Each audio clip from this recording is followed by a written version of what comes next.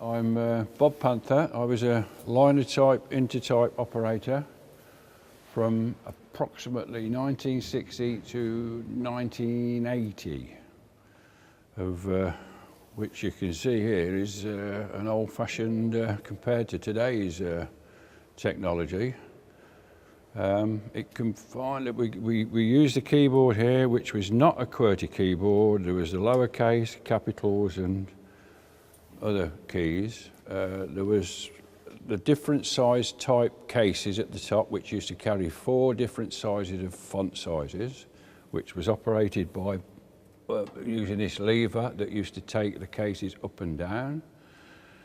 In each case there was, I think it was a matrices they were called, and they were the individual letters that used to file back into their channels, and then they would come down these channels into a setting area there.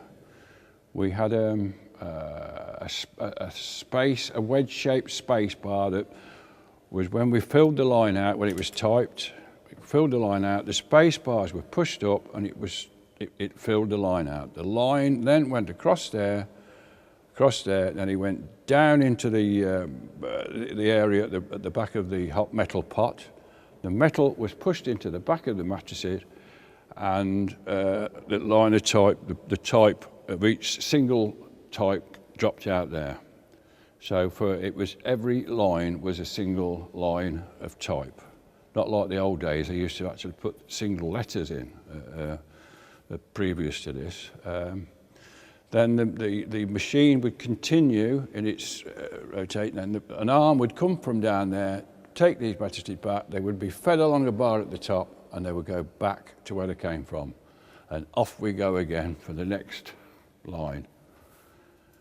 There was lots of all the stories that broke in the day, really, but I used to enjoy doing the actual, we used to cover the football on the Saturdays. We also used to do the pink edition live as the game progressed. They used to get the reports through, and we would feed it in, and then we would go straight on it. And I think the games used to finish at 20 to 5, and by 5 o'clock they were being printed. So that was how quick it was, even in old-fashioned days.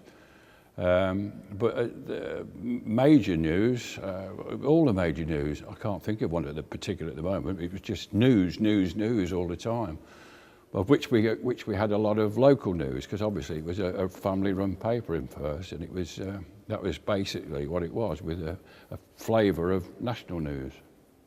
There were other machines that were exactly the same as this, but used to carry a larger facility to produce headlines and crossheads and intros that we used to call, say, 14 point. No, it was point sizes that we traded in. And so there was other headlines. The very big headlines were set by hand on a Ludlow machine, but machine-wise, we used to get up to 36 point, I think it was, that we managed to set up to. And then all stories were, we had just a couple of paragraphs of the story. Somebody else would have a couple of paragraphs of it, and then they used to collate all the story on the random. And then it was all put together there. A proof was taken of it, and then that was sent into the reading room, and they checked it, and then it was put onto the stone area where they were all made up in hand stone. Well, we called it the stone, not actually stone. It was metal frames, and we called it the stonework. And they were made into the pages, and then they were moved on. Then a flong was taken. And then it was sent down to the foundry, and they were wrapped round the presses. But in those days, we used to do about 8 editions a day, I think. It was quite a lot of editions a day for old technology. I don't think in new technology now they do so many. My first days, obviously, I was an apprentice, which meant moving around each department, each section in the area to pick up some. And then when we got near our 21, apprenticeship was 16 to 21.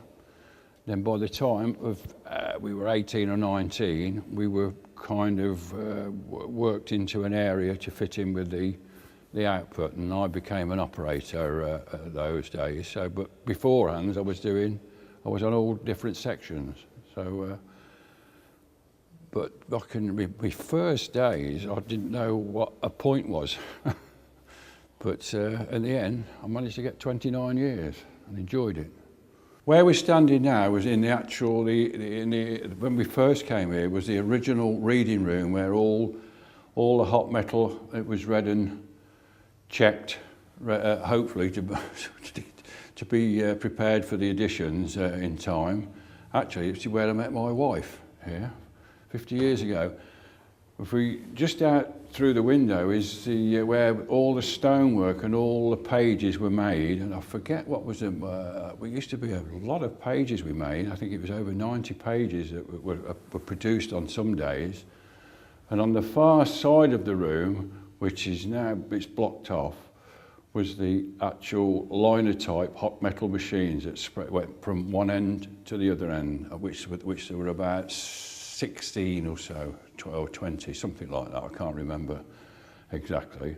But in that area there was where the whole of the newspaper was prepared, ready for going downstairs to presses and to be, obviously, to the vans then. And behind me was the sub-editor's room, who used to do all the reporting and preparing designing the pages. But as you can see, it's not much room there really when you compare it with a lot of things. And the hot metal, all the heavy duty stuff needed. The Linotype and Intertype machines and all the hot metal machines were placed long ways down on the far side that were back to back, so we could walk through between them. There was an area in the middle where the copy was organised and put on a desk, and we used to do our take, set part of the story, drop it, it was collated, then we go and pick another piece up of another story, and then it kept, that's how the whole paper was got out in time really, because one guy wouldn't set all the story because it could take too long.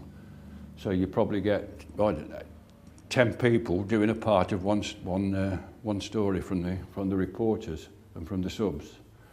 But there were about, I think there were 16 machines over on the far side.